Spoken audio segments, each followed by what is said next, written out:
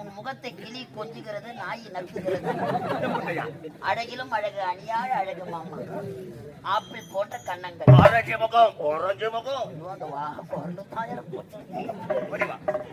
அரும்பு மீசை, குறும்பு பார்வை.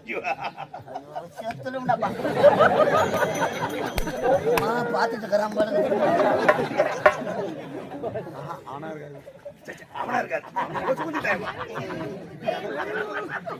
மாமா.